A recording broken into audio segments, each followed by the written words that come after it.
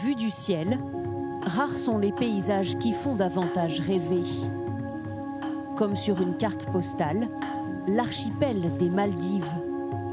Des atolls d'une beauté à couper le souffle, loin de tout, complètement désertés par les visiteurs ces derniers mois à cause de l'épidémie, mais qui aujourd'hui refont le plein de touristes. À Malé, la capitale, ces hydravions restés à quai pendant de longs mois décollent à nouveau. Ils desservent la centaine d'îles-hôtels que compte l'archipel et la reprise est spectaculaire, un vol toutes les 10 minutes. En ce moment, nous avons 2500 passagers chaque jour. Avant le Covid, nous en avions 2800, donc vraiment, on retrouve peu à peu l'activité d'avant. Parmi les vacanciers, ce couple de Français arrive d'Orléans. Voilà, l'hydravion. Cet entrepreneur et cette créatrice de lunettes ont réservé sur un coup de tête il y a 2 semaines pour 8 jours de vacances. En fait, on avait besoin de faire un vrai break en toute sécurité. Donc, je pense qu'en fait, c'est l'endroit idéal pour poser nos valises, poser tout ce qu'on a dans la tête. Pour passer des vacances aux Maldives, une seule condition, présenter un test PCR négatif. Pas de quarantaine. Toutes les nationalités sont les bienvenues. Bonjour, bienvenue. Sur cette île-hôtel comme sur toutes les autres, les visiteurs sont même invités à retirer leur masque dès leur arrivée. Bienvenue au Lily Beach.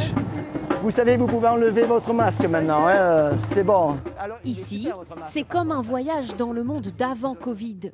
Pas de masque, car les employés sont tous logés sur place. Le risque de contamination est donc limité. Bonjour. Les seules personnes qui arrivent sont les clients, tous testés au préalable. Patrice Serra dirige cet établissement depuis 4 ans. Ces derniers mois ont été pour lui source d'une grande inquiétude. Aujourd'hui, c'est le soulagement.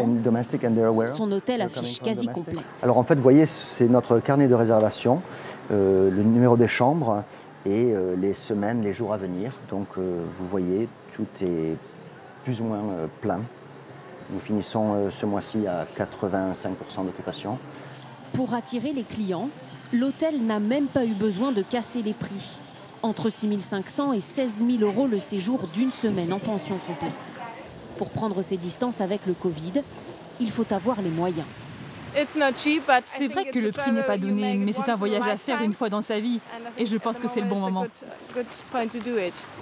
Dans l'archipel, le tourisme est un secteur clé sur lequel repose plus d'un quart de l'économie. Tout le monde ou presque vit de ses retombées. C'est le cas d'Atif Al-Ahmed, moniteur de plongée pour une île-hôtel. Depuis ses 18 ans, il fait découvrir la beauté des fonds marins maldiviens.